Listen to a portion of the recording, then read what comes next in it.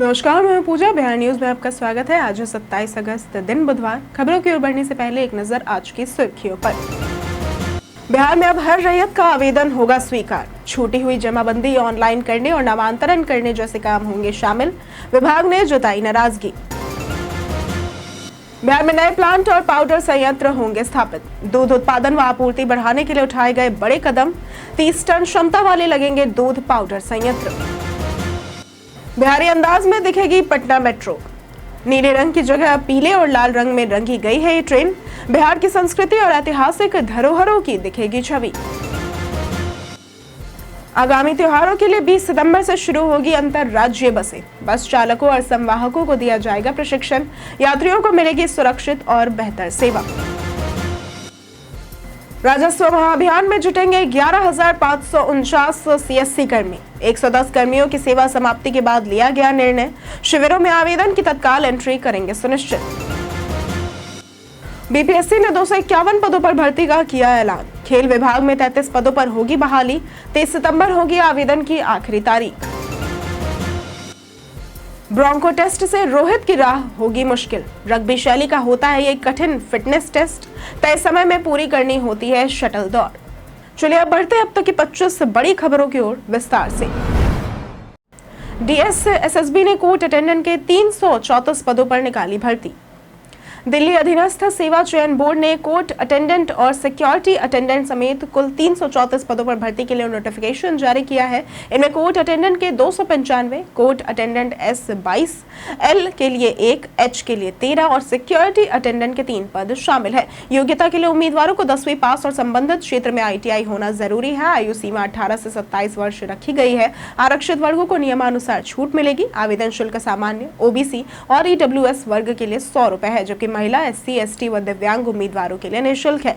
चयन प्रक्रिया में टियर 1 परीक्षा, टियर 2 और इंटरव्यू शामिल होंगे। सफल अभ्यर्थियों को 21,700 से 69,100 रुपए तक का वेतन मिलेगा। आवेदन डीएस एसएसबी की आधिकारिक वेबसाइट पर ऑनलाइन करना होगा। बिहार में अब हर रैयत का आवेदन होगा स्वीकार।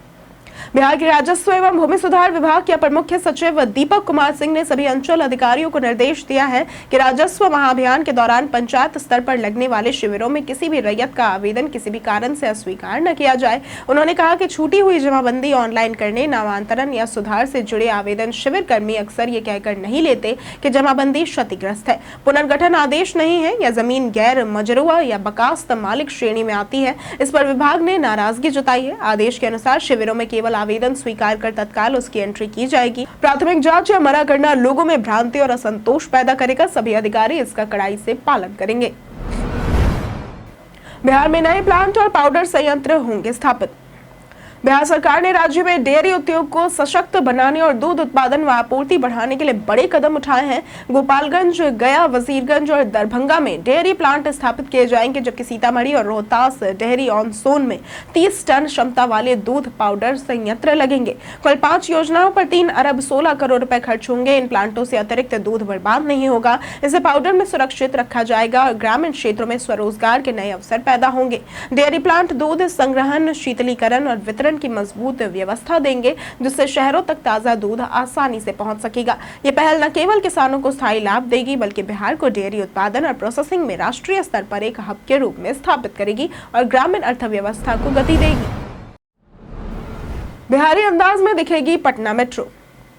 पटना मेट्रो का इंतजार अभी जारी है, लेकिन इसकी ट्रेन की नई झलक सामने आ चुकी है। ट्रायल से पहले मेट्रो को बिहारी पहचान देने के लिए इसके डिजाइन में कुछ बदलाव किए गए हैं। पहले नीले रंग की ट्रेन अब पीले और लाल रंग में रंगी हुई है, जिस पर बिहार की संस्कृति और ऐतिहासिक धरोहरें उकेरी गई हैं। ट्रेन पर पटना का महावीर मंदिर, गोलघर, नालंदा विश्वविद्यालय के खंडहर, महात्मा बुद्ध बोधि वृक्ष और बुद्ध स्मृति पार्क की झलक साफ दिखती है। पहले इसे 15 अगस्त से शुरू करने की योजना थी, लेकिन काम पूरा न होने से अब इसे 2 अक्टूबर से चालू करने की संभावना जताई जा रही है। हालांकि DMRC ने अभी इसकी आधिकारिक घोषणा नहीं की है। नीतीश सरकार ने दी विमानन कंपनियों को बड़ी सौगात। बिहार से अंतर्राष्ट्रीय हवाई सेवा शुरू करने की दिशा में सरकार ने बड़ा कदम उठाया है। नीतीश कैबिनेट ने विमानन कंपनियों को प्रोत्साहन देने के लिए विशेष पैकेज की घोषणा की है। इसके तहत पटना एयरपोर्ट से काठमांडू, नेपाल के लिए फ्लाइट शुरू करने पर 5 लाख रुपए का पैकेज मिलेगा। फिलहाल यहां सिर्फ घरेलू उड़ानें ही संचालित होती हैं। वहीं गया एयरपोर्ट से Sharjah UAE, Bangkok Thailand, Colombo Sri Lanka और सिंगापुर के लिए उड़ान शुरू करने पर 10 लाख रुपए प्रति ट्रिप दिया जाएगा। अतीत में गया से अंतर्राष्ट्रीय उड़ानें चल चुकी हैं, लेकिन फिलहाल सभी बंद है। नई उड़ानें शुरू होने से बिहार की खाड़ी देशों और एशियाई बाजारों से कनेक्टिविटी बढ़ेगी और प्रवासी बिहारियों को राहत मिलेगी। बीपीएससी ने 251 पदों पर भर्ती का किया ऐलान। बीपीएससी ने बिहार में युवाओं के लिए 251 पदों पर भर्ती की घोषणा की है। इसमें खेल विभाग में 33 पदों पर जिला खेल पदाधिकारी, सहायक निदेशक खेल या युवा और कॉलेजों में व्याख्याता की नियुक्ति होगी। वहीं विज्ञान, प्रावैधिकी एवं तकनीकी शिक्षा विभाग के अंतर्गत राजकीय पॉलिटेक्निक व महिला पॉलिटेक्निक संस्थानों में 218 विभागाध्यक्ष पदों पर बहाली की जाएगी। खेल विभाग भर्ती के लिए ऑनलाइन आवेदन 2 सितंबर से 26 सितंबर 2025 तक और पॉलिटेक्निक भर्ती के लिए 2 सितंबर से 30 सितंबर 2025 तक स्वीकार होंगे। विस्तृत जानकारी, पात्रता और आवेदन प्रक्रिया बीपीएससी की वेबसाइट www.bpsc.bihar.gov.in पर उपलब्ध है। आयोग ने अभ्यर्थियों से आवेदन से पूर्व विज्ञापन और निर्देश ध्यान से पढ़ने की अपील की है। राजस्व महाअभियान में जुटेंगे 11,549 सीएससी कर्मी। बिहार में भूमि सुधार विभाग ने राजस्व महाअभियान को गति देने के लिए बड़ा कदम उठाया है। विशेष सर्वेक्षण, अमीनों की हड़ताल और 110 कर्मियों की सेवा समाप्ति के बाद सरकार ने वैकल्पिक व्यवस्था के तहत सीएससी को जिम्मेदारी सौंपी है। मंत्रिपरिषद की मंजूरी के बाद अब राज्य के 38 जिलों के 8,481 हल्का में कुल 11,549 सीएससी कर्मी नियुक्त किए जाएंगे, जिनमें कंप्यूटर ऑपरेटर, पर्यवेक्षक और जिला अंचल स्तर के कर्मचारी शामिल होंगे। ये शिविरों में आवेदन की तत्काल एंट्री और भूमि संबंधी सेवाएं सुनिश्चित करेंगे। राजस्व महाअभियान का लक्ष्य डिजिटाइज्ड जमाबंदी में सुधार, छूटी जमाबंदियों को ऑनलाइन करना, नामांतरण व बंटवारा निपटाना है। अब तक 42% जमाबंदी पंजी वितरित हो चुके हैं। बिहार के 5 शहरों में सीबीजी प्लांट का होगा निर्माण। मुजफ्फरपुर समेत बिहार के 5 शहरों में गीले कचरे से बायोगैस बनाने के लिए सीबीजी कॉम्प्रेस्ड बायोगैस प्लांट लगाए जाएंगे। नगर विकास एवं आवास विभाग ने इसकी जिम्मेदारी अलग अलग केंद्रीय सार्वजनिक उपक्रमों को दी है। मुजफ्फरपुर में गेल इंडिया, दरभंगा व गया में आईओसीएल, भागलपुर में एचपीसीएल और बेतिया में बीपीसीएल प्लांट स्थापित करेगी। प्लांट के शुरू होने से कचरा प्रबंधन की समस्या दूर होगी और वाहनों को हरित सस्ता ईंधन मिलेगा। प्रतिदिन 50 से 70 टन गीला कचरा निकलने वाले मुजफ्फरपुर में पहले कचरे से खाद बनाने की योजना सफल नहीं रही थी। अब नई योजना से स्वच्छता सर्वेक्षण में नगर निगम की रैंकिंग सुधारने की उम्मीद है। जल्द ही स्थल निरीक्षण की प्रक्रिया शुरू होगी। राजगीर ब्रह्मकुंड का होगा काशी कॉरिडोर जैसा विकास।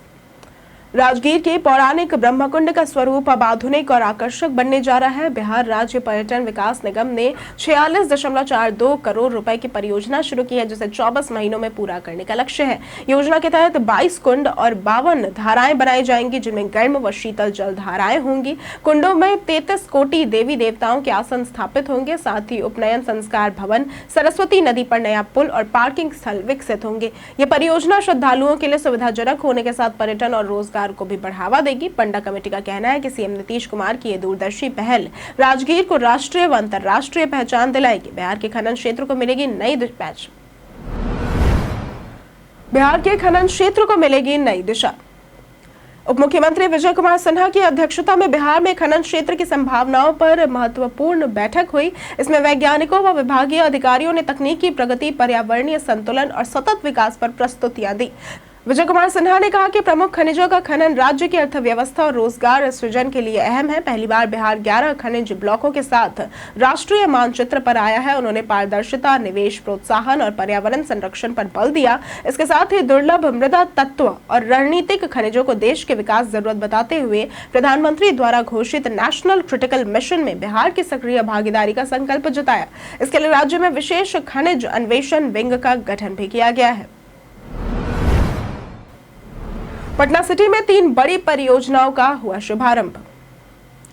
मुख्यमंत्री नीतीश कुमार ने पटना सिटी में 3 बड़ी विकास योजनाओं का शिलान्यास किया। पहली परियोजना के तहत 158.40 करोड़ रुपए की लागत से भद्रघाट से दीदारगंज तक 7.8 किलोमीटर लंबे मार्ग का 4 लेन चौड़ीकरण होगा, जिससे यातायात सुगम होगा और छठ जैसे अवसरों पर गंगा पहुंच आसान बनेगी। दूसरी परियोजना में 61.95 करोड़ रुपए से गायघाट में जेपी गंगा पथ से जुड़ा डाउन रैंप बनेगा, जो आवागमन को सरल करेगा और यू टर्न व्यवस्था से ट्रैफिक जाम कम होगा। तीसरी परियोजना में 14.05 करोड़ रुपए की लागत से गंगा सरोवर व मंगल तालाब का पर्यटक स्थल के रूप में विकास किया जाएगा। विधानसभा अध्यक्ष नंदकिशोर यादव ने कहा कि पटना सिटी का विकास उनकी शीर्ष प्राथमिकता है। स्टाइपेंड बढ़ोतरी को लेकर पीएमसीएच इंटर्न की हड़ताल शुरू। पटना के पीएमसीएच के इंटर्न डॉक्टर बीते मंगलवार को स्टाइपेंड बढ़ोतरी की मांग को लेकर हड़ताल पर बैठ गए। उनका कहना है कि वर्तमान में 18 से 20 हजार रुपए मासिक स्टाइपेंड को बढ़ाकर 40,000 किया जाए। नियम के अनुसार हर 3 साल में स्टाइपेंड का पुनरीक्षण होना चाहिए, लेकिन लंबे समय से ये लागू नहीं किया गया। इंटर्न का आरोप है कि सरकार उनकी मांगों को लगातार अनदेखा कर रही है और इसी विरोध में उन्होंने अस्पताल की ओपीडी सेवाओं को बाधित कर दिया है। हड़ताल के कारण लगभग 3,000 मरीजों को बिना इलाज लौटना पड़ा और कई जमीन पर सोते हुए भी नजर आए। सभी इंटर्न डॉक्टरों ने चेतावनी दी है कि यदि मांगे नहीं मानी गई तो ओपीडी पूरी तरह से बंद कर दी जाएगी। आगामी त्योहारों के लिए 20 सितंबर से शुरू होगी अंतरराज्यीय बसें। बिहार राज्य पथ परिवहन निगम यानी कि बीएसआरटीसी ने आगामी पर्व त्योहारों के दौरान अंतरराज्यीय बस परिचालन को सुगम बनाने के लिए अहम कदम उठाए हैं। फुलवारी शरीफ में आयोजित बैठक में प्रशासक अतुल वर्मा ने बताया कि सितंबर में सभी बस चालकों और संवाहकों को प्रशिक्षण दिया जाएगा ताकि यात्रियों को सुरक्षित और बेहतर सेवा मिल सके। 20 सितंबर से 30 नवंबर तक दिल्ली, हरियाणा, उत्तर प्रदेश और पश्चिम बंगाल के लिए लोक निजी भागीदारी के तहत बसें चलेंगी। 1 सितंबर से ऑनलाइन सीट बुकिंग शुरू होगी। बस संचालकों को बीएसआरटीसी का लोगो दिखाना, परमिट चिपकाना, किराया और सरकारी छूट की जानकारी देना अनिवार्य होगा। अतिरिक्त किराया वसूलना, शराब लाना और नियमों का उल्लंघन दंडनीय साबित होगा। 1 सितंबर से गया और दिल्ली के बीच सीधी उड़ान सेवा होगी शुरू। गया एयरपोर्ट से हवाई यात्रा करने वालों के लिए राहत की खबर है। एयर इंडिया 1 सितंबर से गया दिल्ली के बीच सीधी उड़ान सेवा शुरू करने जा रही है। दिल्ली से गया की उड़ान दोपहर 2:30 बजे और गया से दिल्ली की उड़ान शाम 4:40 बजे होगी। इस सेवा से यात्रियों को राजधानी तक पहुंचने के लिए अन्य मार्गों पर निर्भर नहीं रहना पड़ेगा। सीधी कनेक्टिविटी मिलने से खासकर बोध गया आने वाले विदेशी पर्यटकों को सुविधा होगी और पर्यटन, होटल व्यवसाय व स्थानीय अर्थव्यवस्था को बढ़ावा मिलेगा। इसके साथ ही दिल्ली होते हुए बेंगलुरु, मुंबई, हैदराबाद, तिरुवनंतपुरम जैसे शहरों और Nepal, Thailand, London, France, Switzerland, Spain व नीदरलैंड जैसे देशों तक भी कनेक्टिंग फ्लाइट्स उपलब्ध होंगी। अचानक से कॉल स्क्रीन बदलने का जाने सही कारण। अगर आपके एंड्रॉयड फोन की कॉलिंग स्क्रीन अचानक बदल गई है तो ये किसी हैकिंग का मामला नहीं बल्कि गूगल के गूगल फोन ऐप का नया अपडेट है। मई 2025 में लॉन्च हुए मटेरियल 3D एक्सप्रेसिव डिजाइन के तहत कॉलिंग इंटरफेस बदला गया है।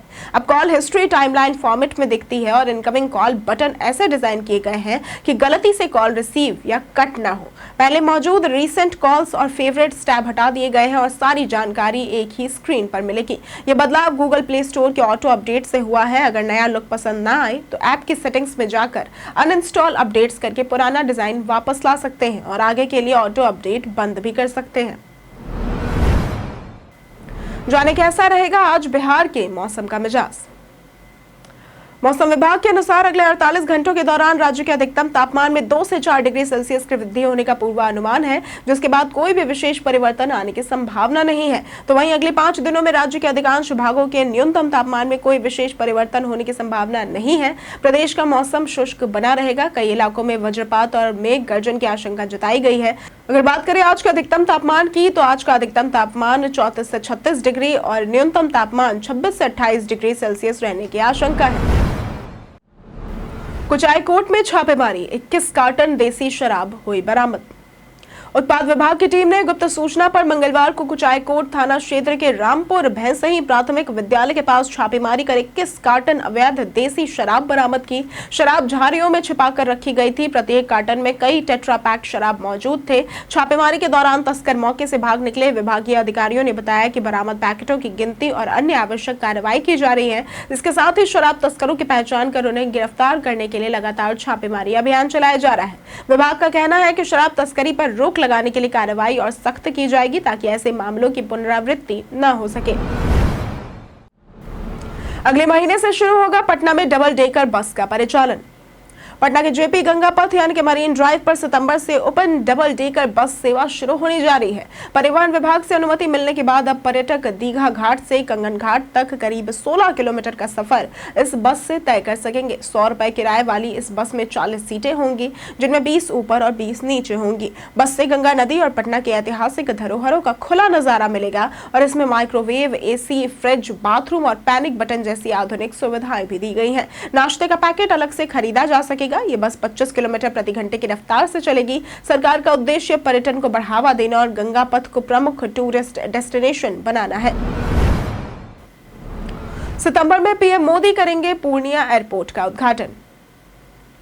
पूर्णिया एयरपोर्ट का इंतजार अब खत्म होने वाला है। बिहार के उप मुख्यमंत्री सम्राट चौधरी ने बताया कि प्रधानमंत्री नरेंद्र मोदी सितंबर में इसका उद्घाटन करने वाले हैं। पहले से चर्चा है कि पीएम मोदी अपने जन्मदिन 17 सितंबर को राज्य के चौथे एयरपोर्ट का शुभारंभ करेंगे। पटना, गया और दरभंगा के बाद अब पूर्णिया से भी हवाई सेवा शुरू होगी। 13 साल बाद यहाँ वाणिज्यिक उड़ानें मिलेंगी। 2012 में शुरू हुई सेवा अधूरी सुविधाओं और कम मांग के कारण बंद हो गई थी। एयरपोर्ट पर 2800 मीटर रनवे और 4000 स्क्वायर मीटर का आधुनिक टर्मिनल भवन बनाया गया है, जिस पर 46 करोड़ रुपए खर्च हो रहे हैं।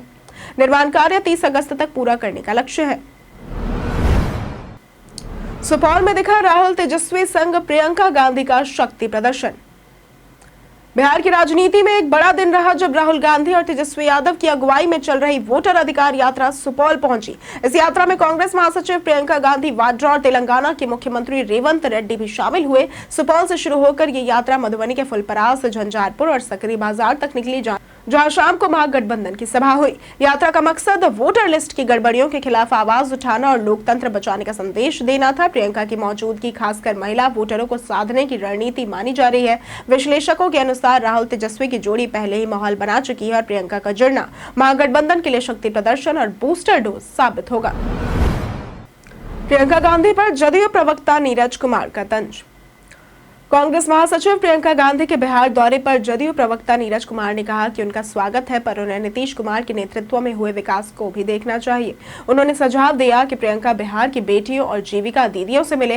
निशांत कुमार की राजनीति में आने पर नीरज कुमार ने कहा कि पार्टी कार्यकर्ता उत्साहित है और उस दिन की प्रतीक्षा कर रहे हैं जब वे सक्रिय रूप से राजनीति में उतरेंगे। उपराष्ट्रपति चुनाव को लेकर उन्होंने कहा कि एनडीए सर्वसम्मति की उम्मीद कर रहा था, पर विपक्ष ने उम्मीदवार उतार दिया। वहीं नक्सलवाद पर उन्होंने कहा कि यह सामाजिक मुद्दा है जिसका समाधान लाठी बंदूक से नहीं बल्कि सामाजिक दृष्टिकोण से ही संभव है।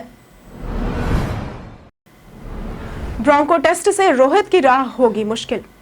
भारतीय क्रिकेट टीम में खिलाड़ियों की फिटनेस जांचने के लिए जल्द ही ब्रोंको टेस्ट लागू किया जा रहा है। यह रग्बी शैली का कठिन फिटनेस टेस्ट है जिसमें 20, 40 और 60 मीटर की शटल दौड़ तय समय में पूरी करनी होती है। पूर्व क्रिकेटर मनोज तिवारी का दावा है कि यह टेस्ट खासकर रोहित शर्मा जैसे खिलाड़ियों को टीम से बाहर करने की रणनीति है। उनका कहना है कि 38 वर्षीय रोहित 2027 वर्ल्ड कप तक खेलना चाहते हैं, लेकिन ब्रोंको टेस्ट उनके लिए चुनौती साबित हो सकता है। मनोज तिवारी ने सवाल उठाया कि इसे अचानक क्यों लागू किया गया और किसके कहने पर। उन्होंने चेताया कि अगर रोहित ने फिटनेस पर अधिक मेहनत नहीं की तो टीम में जगह पाना उनके लिए मुश्किल हो जाएगा। कई कारणों से दर्ज है भारत के इतिहास में आज की तारीख। 27 अगस्त 1604 को अमृतसर के स्वर्ण मंदिर में आदि गुरु ग्रंथ साहिब की प्रतिस्थापना की गई थी। 1870 में भारत के पहले मजदूर संगठन के रूप में श्रमजीवी संघ की स्थापना की गई। 1976 में भारतीय सशस्त्र सेना के प्रथम महिला जनरल मेजर जनरल जी अली राम मिलिट्री नर्सिंग सेवा की निदेशक नियुक्त हुई। 1999 में सोनाली बनर्जी भारत की प्रथम महिला मैरीन इंजीनियर बनी। 2003 में 60,000 वर्षों के अंतराल के बाद मंगल पृथ्वी के सबसे नजदीक पहुंचा। 1993 में सीए भवानी देवी का जन्म हुआ था, जो कि भारतीय महिला तलवारबाज हैं। व्हाट्सएप लाया अनजान ग्रुप से बचाने के नए सेफ्टी टूल। व्हाट्सएप लगातार यूजर्स की प्राइवेसी और सुरक्षा को बेहतर बनाने के लिए नए फीचर्स लाता रहता है। अब कंपनी ने अनजान ग्रुप से बचने के लिए खास टूल्स जोड़े हैं। इसके तहत अगर कोई आपको किसी अनजान ग्रुप में ऐड करता है तो आपको अधिक कंट्रोल्स मिलेंगे, जैसे कि ऑटोमेटिक म्यूट नोटिफिकेशन, ज्यादा ग्रुप डिटेल्स और आसानी से ग्रुप छोड़ने या रिपोर्ट करने का विकल्प। इसके अलावा प्राइवेसी सेटिंग्स में जाकर आप तय कर सकते हैं कि कौन सा व्यक्ति आपको ग्रुप में जोड़ सकता है। विकल्पों में एवरीवन, माई कॉन्टैक्ट्स और माई कॉन्टैक्ट्स एक्सेप्ट शामिल है। इसके साथ ही व्हाट्सएप पर प्रोफाइल फोटो, स्टेटस और ऑनलाइन प्रेजेंस को छुपाने या फिर सीमित करने का फीचर भी मिलता है, जिससे आपकी प्राइवेसी और मजबूत होती है। बाढ़ में डूबी ट्रेन का वायरल वीडियो निकला फेक। सोशल मीडिया पर हाल ही में एक वीडियो वायरल हो रहा है जिसमें ट्रेन को बाढ़ के पानी में डूबा हुआ दिखाया गया है। ये दृश्य देखने वालों में चिंता और डर का कारण बना है। हालांकि पीआईबी फैक्ट चेक ने स्पष्ट किया है कि ये वीडियो असली नहीं है बल्कि डिजिटल रूप से संशोधित और एआई द्वारा निर्मित है। इसका किसी भी वास्तविक घटना से कोई संबंध नहीं है। ऐसे फर्जी कंटेंट से जनता में भ्रम और अनावश्यक भय फैल सकता है, इसलिए जरूरी है कि किसी भी वीडियो या खबर को साझा करने से पहले उसकी सत्यता की जांच करें। हमेशा आधिकारिक और विश्वसनीय स्रोतों से मिली जानकारी पर ही भरोसा करें। सूचित रहें, जिम्मेदार रहें। हम प्रतिदिन आपसे 5 ऐसे जरूरी सवाल और उसके जवाब बताएंगे जो कि बीपीएससी, बिहार पुलिस, दारोगा समेत एसएससी जैसे अन्य प्रतियोगी परीक्षाओं में काम आएंगे। सवाल इतिहास, बिहार स्पेशल, विज्ञान, करंट अफेयर्स और भूगोल से रहेंगे। पूछे गए 5 सवालों में आपने कितना सही उत्तर दिया यह हमें कमेंट करके जरूर बताएं। हमारा पहला सवाल है, मगध साम्राज्य में ग्राम सभाओं के स्थानीय प्रमुखों को किस नाम से जाना जाता था? ए प्रधान, बी ग्रामकास, सी ग्राम सेवक या फिर डी सरपंच। इसका सही जवाब है बी ग्रामकास। हमारा दूसरा सवाल है, ज्ञानपीठ पुरस्कार जीतने वाले बिहार के पहले व्यक्ति कौन थे? ए चंद्रेश्वर प्रसाद ठाकुर, बी अशोक कुमार, सी रामधारी सिंह दिनकर या फिर डी तपन सिन्हा। इसका सही जवाब है सी रामधारी सिंह दिनकर। हमारा तीसरा सवाल है, पुरुष परीक्षा पुस्तक का हिंदी भाषा में अनुवाद किसने किया? ए गजेंद्र ठाकुर, बी सत्यपाल चंद्रा, सी रविंद्र प्रभात या फिर डी अखिलेश झा। इसका सही जवाब है डी अखिलेश झा। हमारा चौथा सवाल है, इनमें से किसने 134वें डुरंड कप 2025 का खिताब जीता है? ए गोकुलम केरल, बी ईस्ट बंगाल, सी मुंबई सिटी या फिर डी नॉर्थ ईस्ट यूनाइटेड। इसका सही जवाब है डी नॉर्थ ईस्ट यूनाइटेड। हमारा पांचवा सवाल है, इनमें से कौन जूनियर विश्व व्यक्तिगत खिताब जीतने वाली पहली भारतीय कंपाउंड तीरंदाज बन गई है? ए प्रतिका प्रदीप, बी निधि तोमर, सी चिकिता तानीपर्थी या फिर डी अंशिका वर्मा। इसका सही जवाब है सी चिकिता तानीपर्थी। बीते दिन हमारे द्वारा पूछे गए सवाल का जवाब आप लोगों में से बहुत लोगों ने हमारे कमेंट सेक्शन में लिख कर दिया है। जिन्होंने हमारे द्वारा पूछे गए सवाल का जवाब दिया है उनके नाम है विजय घायल, परवेज अंसारी, प्रदीप पंडित, अनवर करीम खान, राजीव कुमार, लक्ष्मी मेहता, सोनाली कुमारी, अतीक खान, पंचानंद सिंह, रंजीत मिश्रा, रंजय तिवारी, शहनाज, सागर कुमार, मनोज दास, राजकुमार, राहुल कुमार, रिंकी कुमारी, हिमांशु ठाकुर, अनवर करीम खान, कृष्णा कुमार और जितेंद्र ठाकुर। इसी के साथ बढ़ते हैं आज के सवाल की ओर। आज का सवाल है, क्या राजनीति में शिक्षा की आवश्यकता है? आप अपना जवाब हमें हमारे कमेंट सेक्शन में लिखकर जरूर बताएं। आज के लिए सिर्फ इतना ही। बिहार की तमाम खबरों के साथ बने रहने के लिए देखते रहें बिहारी न्यूज़ और साथ ही अगर आप यूट्यूब चैनल पर देख रहे हैं तो चैनल को सब्सक्राइब करें और अगर आप फेसबुक पेज पर देख रहे हैं तो लाइक और फॉलो जरूर करें।